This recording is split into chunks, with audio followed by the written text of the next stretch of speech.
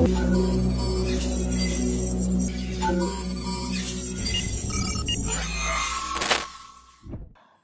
வணக்கம்.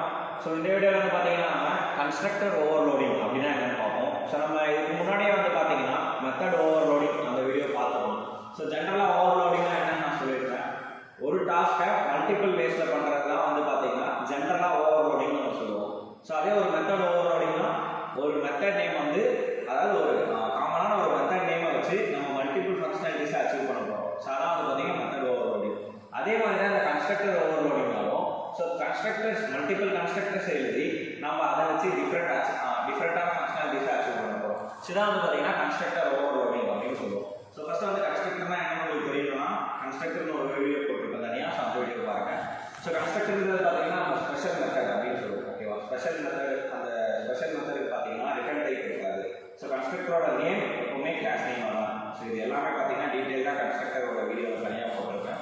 ஸோ அந்த வீடியோ பார்த்துட்டு அதுக்கப்புறம் இந்த கன்ஸ்ட்ரக்டர் ஓவர்லோடிங் பாருங்க. ஓகே, இப்போ நம்ம கன்ஸ்ட்ரக்டர் ஓவர்லோடிங் என்ன பார்க்கலாம்.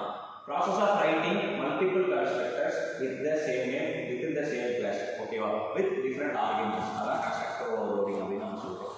ஸோ இந்த ப்ரோக்ராம் பார்த்துட்டு வரும்போது உங்களுக்கு இந்த டெஃபினேஷன் என்னன்னு புரியும். ஸோ இப்போ நம்ம வந்து ஆர்குமெண்ட்ஸ் டிஃபர் ஆகணும்னு சொல்கிறோம் இல்லையா? ஸோ அந்த ஆர்குமெண்ட்ஸ் டிஃபர் ஆகிறது ஏதோ ஒரு வேல இந்த மூணுக்குள்ள ஆகும். ஓகேவா? ஒன்று லென்த் ஆஃப் த ஆர்குமெண்ட், அப்படின்னா டைப் ஆஃப் த ஆர்குமெண்ட், அப்படின்னா சீக்வன்ஸ் ஆஃப் த ஆர்குமெண்ட் அப்படின்னு நம்ம சொல்லுவோம். ஸோ இதெல்லாம் என்னன்னு நம்ம இங்கே பார்ப்போம். இந்த ஒரு சிம்பிளான ஒரு எக்ஸாம்பிள் எடுத்துக்கோங்க.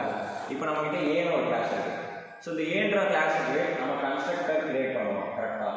ஸோ இப்போ நம்ம இங்கே கன்ஸ்ட்ரக்டர் கிரியேட் பண்ணலாம். யூசர் டிஃபைன்ட் கன்ஸ்ட்ரக்டர் இல்லைன்னா எந்த கன்ஸ்ட்ரக்டர் வந்து பிக்சரில் வரும். ஸோ கண்டிப்பாக வந்து ஒரு டிஃபால்ட் கன்ஸ்ட்ரக்டர் பிக்சரில் வரும்.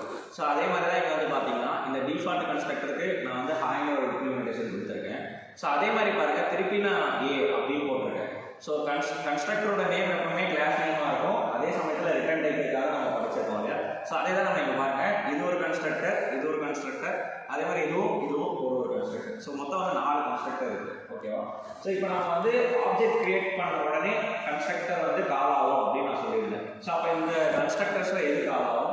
ஸோ அதை இப்போ நம்ம மெயின் மெத்தடில் பார்ப்போம். அதுக்கு முன்னாடி இந்த ஏன்ற கன்ஸ்ட்ரக்டர் வந்து டிஃபால்ட் கன்ஸ்ட்ரக்டர், தென் வந்து இது வந்து ஒரு பேராமீட்டரைஸ்ட் அப்படின்னா ஆர்குமெண்டட் கன்ஸ்ட்ரக்டர் நம்ம சொல்லுவோம்.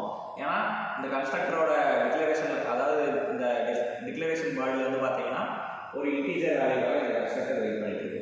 ஸோ அதே மாதிரி வந்து ஒரு டபுள் கேரக்டர் வேல்யூ வெயிட் பண்ணிட்டு இருக்கு. அதே மாதிரி ஒரு கேரக்டர் டபுள் வேல்யூ வெயிட் பண்ணிட்டு இருக்கு. ஸோ இது எல்லாமே பார்த்தீங்கன்னா கன்ஸ்ட்ரக்டர்ஸ், அதோட நேம் எல்லாமே கிளாஸ் நேமாக இருக்கு.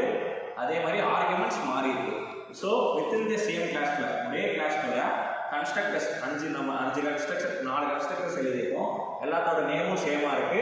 அதே மாதிரி ஆர்குமெண்ட்ஸ் டிஃபர் ஆகிருக்கு. ஓகேவா? ஸோ இங்கே பாருங்க, டபுள் கேரக்டர்னு கொடுத்துருக்கோம், இங்கே கேரக்டர் டபுள்னு கொடுத்துருக்கோம். ஸோ இங்கே வந்து நம்ம டேட்டா டைப்லாம் மாற்றிருக்கோம். ஸோ அது ஏதோ ஒரு வகையில் வந்து டிஃபர் ஆகும் ஆர்குமெண்ட்ஸு.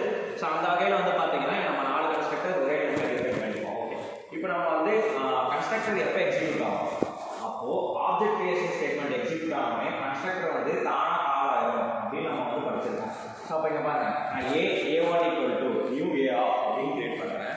ஸோ இந்த first line object creation statement encounter பண்ணோன்னே JVM என்ன பண்ணுவோம்? இதுதான் நம்ம கன்ஸ்ட்ரக்டர்னு சொல்லுவோம். கரெக்டாக? ஸோ இந்த பார்ட்டை தான் நம்ம கன்ஸ்ட்ரக்டர்னு சொல்லுவோம். அப்போ நியூ ஏன்னு ஒரு கன்ஸ்ட்ரக்டர் இருக்குது, அதாவது ஆர்குமெண்டட் கன்ஸ்ட்ரக்டர். அந்த ஆர்குமெண்ட்ஸில் நம்ம 10 பாஸ் பண்ணணும். ஸோ அப்போ இந்த லைன் வந்து எந்த கன்ஸ்ட்ரக்டர் நம்ம இங்கே கால் பண்ணணும்? இங்கே பார்க்குறோம், இங்கே வந்து இன்டீஜர் வேல்யூக்காக வெயிட் பண்ணிட்டு இல்லை இந்த கன்ஸ்ட்ரக்டர். சாவை இருக்கிறோம். இங்கே பாருங்க, 2 ஆர்குமெண்ட்ஸ் இருக்கா, நம்ம பாஸ் பண்ணுறதே ஒரு ஆர்குமெண்ட் தான். இந்த கன்ஸ்ட்ரக்டர் எழுதிருக்கு இல்லை. ஸோ இங்கே 2 ஆர்குமெண்ட்ஸ் இருக்கா, நம்ம பாஸ் பண்ணுறதே ஒரு ஆர்குமெண்ட் தான். ஸோ இந்த கன்ஸ்ட்ரக்டர் இல்லை. அப்போது இந்த இன்டீஜர் வேல்யூக்கான வெயிட் பண்ணிட்டு இருக்க இந்த கன்ஸ்ட்ரக்டர் தான் நமக்கு அவுட்புட் வந்து எக்ஸிக்யூட் ஆகும். ஸோ ஃபஸ்ட்டு வந்து பார்த்தீங்கன்னா அவுட்புட்டில் நமக்கு அந்த இன்டீஜர் வேல்யூக்காக வெயிட் பண்ணிட்டு இருக்க கன்ஸ்ட்ரக்டரான ஹலோ அப்படின்னு நமக்கு வந்து அவுட்புட்டில் கிடைக்கும். ஓகேவா? இப்போ நம்ம நெக்ஸ்ட் லைன் வந்து JVM எக்ஸிக்யூட் பண்ணுவோம். ஸோ செகண்ட் லைன் எக்ஸிக்யூட் பண்ணுறப்ப என்ன இருக்குது? இங்கேயும் ஒரு ஆப்ஜெக்ட் கிரியேஷன் ஸ்டேட்மெண்ட் எக்ஸிக்யூட் ஆகிருக்கு. ஸோ அப்போ இந்த கன்ஸ்ட்ரக்டர் வந்து நியூ A அப்படின்னு இருக்குது. ஸோ அப்போ அது ஆர்குமெண்ட்ஸே இல்லை, இது ஒரு டிஃபால்ட் கன்ஸ்ட்ரக்டர்னு கம்பைலர் வந்து கண்டுபிடிச்சிரும். ஸோ இது வந்து பார்த்தீங்கன்னா எங்கே இருக்குது? ஸோ ஆர்குமெண்ட்டே இல்லாத ஒரே கன்ஸ்ட்ரக்டர் இதுதான். ஸோ அப்போ இந்த ஹாய் அப்படின்ற வந்து எக்ஸிக்யூட் ஆகும். ஓகேவா? ஸோ அப்போ இந்த டிஃபால்ட் கன்ஸ்ட்ரக்டர் எக்ஸிக்யூட் ஆகிடுச்சு. ஓகே, இப்போ தேர்ட் ஸ்டேட்மெண்ட் நம்ம இங்கே எக்ஸிக்யூட் பண்ணுறோம். A3 = நியூ A ஒரு கேரக்டர் தென் ஒரு டபுள் வேல்யூ கொடுத்துருவோம். ஓகே, இப்போ நம்ம இதை கொண்டு வந்து இங்கே பார்க்கலாம். இங்கே பாருங்க, இங்கே ஒரு டபுள் ஒரு கேரக்டர் இருக்குது. ஆனால் நம்ம பாஸ் பண்ணுற வேல்யூ ஒரு கேரக்டர் அப்புறம் தான் டபுள். ஸோ அப்போ இந்த மெத்தட் இல்லை, அதுக்கு கீழே இருக்கிற இந்த கேரக்டர் டபுள்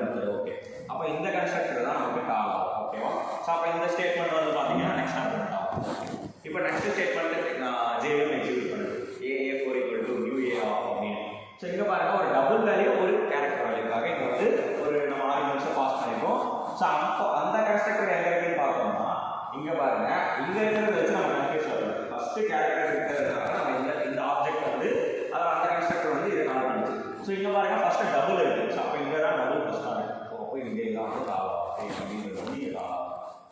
ஓகேவா? ஸோ கன்ஸ்ட்ரக்டர் ஓவர்லோடிங்னா என்ன ஒரு நினைக்கிறேன். ஸோ இந்த கன்ஸ்ட்ரக்டர் ஓவர்லோடிங் அதாவது ஓவர்லோடிங்னாலே ஒரே ஃபங்க்ஷன் நேம் வச்சு நம்ம மல்டிபிள் ஃபங்க்ஷனாலிட்டிஸ் ஆக்சஸ் பண்ணுறது தான். ஸோ அதே மாதிரி தான் வந்து பார்த்தீங்கன்னா நம்ம இந்த கன்ஸ்ட்ரக்டர் ஓவர்லோடிங் வச்சு நம்ம ஆர்குமெண்ட்ஸை ரிஃபர் பண்ணி ஸோ இங்கே வந்து பார்த்தீங்கன்னா ஓவர்லோடிங்கை நம்ம அச்சீவ் பண்ணிருக்கோம். கரெக்டாக? ஸோ இந்த கன்ஸ்ட்ரக்டர் ஓவர்லோடிங் உங்களுக்கு புரிஞ்சிருக்கும்னு நினைக்கிறேன். நெக்ஸ்ட் வீடியோவில் பார்ப்போம். நன்றி.